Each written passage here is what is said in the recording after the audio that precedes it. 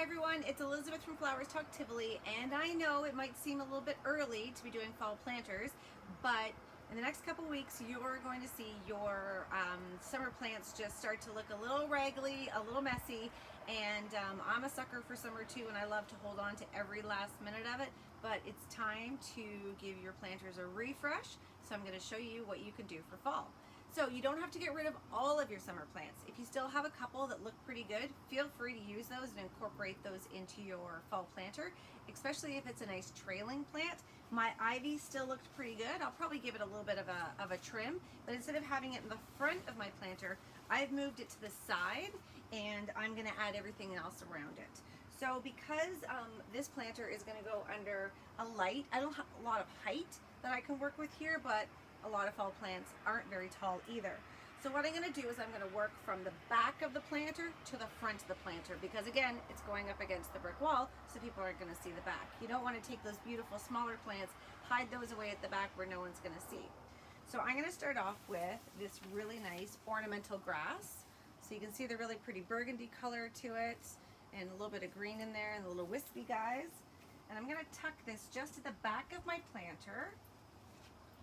So I have topped this up with some more soil. I found over the summer the soil had settled in a little bit more, and by taking out my summer plants that had their big roots, I took quite a bit of the soil out with it. So I added in some fresh Pro Mix into my to my planter. And I'm just going to take my ornamental cabbage and again tuck that at the back of my planter, so it's got a little bit of height there. And again, just like planting, you're going to push the soil up around it. Don't push it in too far where you're going to make the soil too dense where your plants can't get their water. And then I'm also going to add in these really great Jerusalem cherries. So they're really, really pretty. They have little little cherry balls on them right now. Now those are going to turn to orange and yellow as the season goes on. So not a big splash of color, but enough. And I'm going to tuck that just to the side a little bit. And you'll notice when I'm planting the ones on the side, I'm not planting straight up. I'm planting on a little bit of an angle, so that it's making my planter wider, and it's going to make it a little bit more interesting as opposed to looking like I just taken something and popped it right in there. And then I can get more in it. Because this is only going to go until our winter planters, which start around kind of mid-November or so, there's not going to be a lot of time for them to grow like your summer plants grew and grew and grew, and they probably tripled in size. This is just going to be nice and full so that it's going to last me for the season, look really pretty. And then look at this kale, really nice. So I love all the purple to that, really, really pretty. And then we also get them in the greens, the whites, and this is a sure sign of fall when you have your cabbage or your flowering kale. I'm going to stick this right in the middle.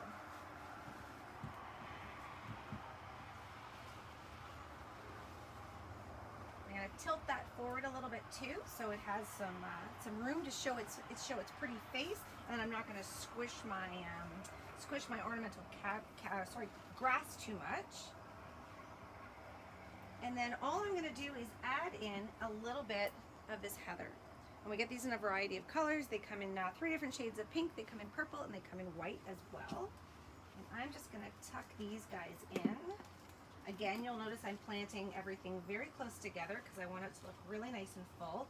We're not going to have as much time in the fall to have our plants spread out as we do our plants in the summer.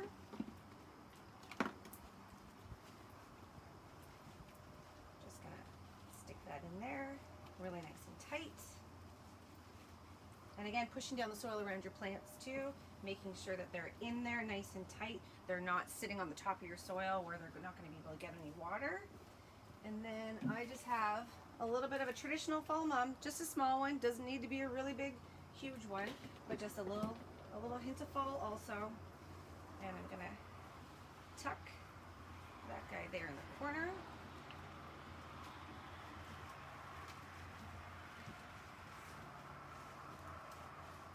So again, I'll get some really nice color from my Jerusalem cherries that are going to go the yellow and the oranges. I'm going to get some nice color from my little fall mum here, and then I've got the nice color from my heather, and then I've got the purple in there. So this is kind of the burgundy pinky purple, which I think is really pretty.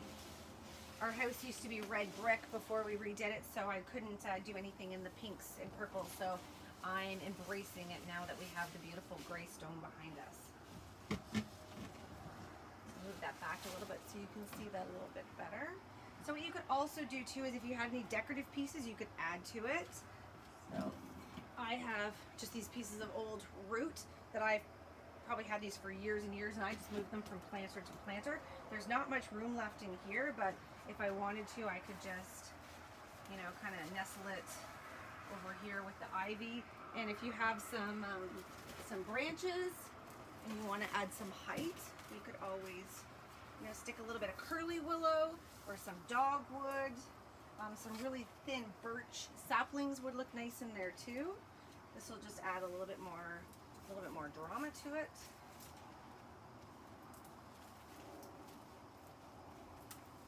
And just a couple to add a little bit more height. You don't need to have a whole bunch there, but just enough to give you a little bit more height, a little bit more texture. So yeah, throw in a little bit of a grapevine ball, or we've got some of the roots in the store. So again, it's the mix of the ornamental grasses. I had some leftover dogwood, so I popped that in there. We have the Jerusalem cherry here. You can also do ornamental peppers. We've got our flowering kale, also flowering cabbage. I have my fall mum here. I have my little bits of heather, and then I just kept in my my ivy from the summer. But feel free to, you know, if you're done with your summer plants, feel free to take out your ivy. You could move everything a little bit over more. You'd have a little bit more negative space in there, so you could add in like a little grapevine ball. You could stick some moss balls in there if it's protected. So there's lots you can do.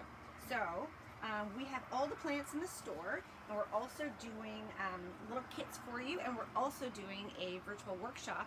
So if you don't want to do it by yourself, you want to do it on Zoom with me, then by all means, I will have all of the plants ready for you for pickup or for delivery, and we can do this together. So the kit will have everything you need to do one good sized planter, probably 12 to 14 inches. And if not, you can spread your plant set a little bit more and give them some more room, a little bit more negative space.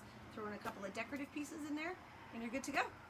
I hope you enjoyed it. I hope you found this helpful. I'm not saying goodbye to summer yet. I will be wearing my flip-flops until October, but I wish you all well, and I can't wait to see you at the shop.